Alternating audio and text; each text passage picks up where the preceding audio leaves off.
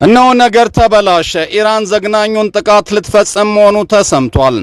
ዛሬ ከኢራን ሾልኮ የወጣው መረጃ ዓለምን ቁና አስተንፍሷል።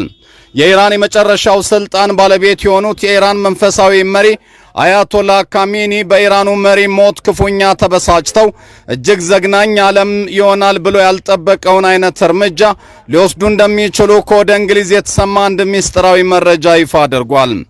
ምን አይነት ውሳኔ የሚለውን ዜናችን ምላሹን ይዞታል። የኢራን ሀውቲ እስራኤል ላይ ዶፍ አዝንቦ በቀላችን አንድ ነው ብሎ ተጀምሯል በሚል በሰበር ዜና ተከስቷል።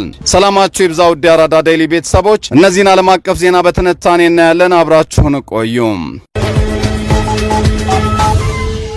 የኢራን የመጨረሻው ስልጣን ባለቤት የሆኑት የኢራን መንፈሳዊ መሪ አያቶላ ካሚኒ በኢራኑ መሪ ሞት ክፉኛ ተበሳጭተው እጅግ ዘግናኝና ምናልባት ዓለም ይሆናል ብሎ ያልጠበቀውን አይነት እርምጃ ሊወስዱ እንደሚችሉ ከወደ እንግሊዝ የተሰማው ዜና ሚስጥራዊ መረጃ ይፋ ሆኗል። የኢራን ሃይማኖታዊ መሪና በኢራን የስልጣን ተዋረድ የመጨረሻው ኃይል የጨበጡት ካሚኒ እጅግ ከባድ ውሳኔ ሊያሳልፉ እንደሚችሉ በእንግሊዝ የኢራን መቋቋሚያ ምክር ቤት ምክትል ተወካይ ሁሴን አቢዳኒ መናገራቸውን ዘገባውን ያወጣው የእንግሊዝ ገጽ ጠቁሟል። የውሳኔ ምን ሊሆን ይችላል ሲባል የመጀመሪያው ከዚህ ሞት ጀርባ ያሉ የኢራን ተወላጅ ሆነው የተባበሩ ከፍተኛ የጦር አዛዥ እስከ ከፍተኛ ባለስልጣን ድረስ የማያዳግም ቅጣት። ሁለተኛው ይህንን በዋናነት የመራው ከኢራን ውጭ በየትኛውም የዓለም ክፍል ያለ ግለሰብ ወይም መንግስት ላይ ወታደራዊ እርምጃ መውሰድ።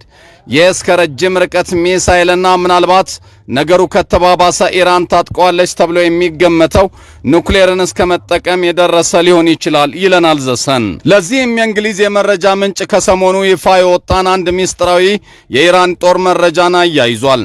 ኢራን ከምድር በታች በተሰሩ ሚስጥራዊ ቦታዎች እጅግ ለየት ያሉና እስራኤልን ማጥፋት የሚችሉ የተባሉ አዳዲስ መሳሪያዎችን እያመረተች መሆኑን ከሳተላይት የተገኘ ምስል የኢራን መሪ ሞት 24 ሰዓት ቀደም ብሎ መውጣቱ ይታወቃል።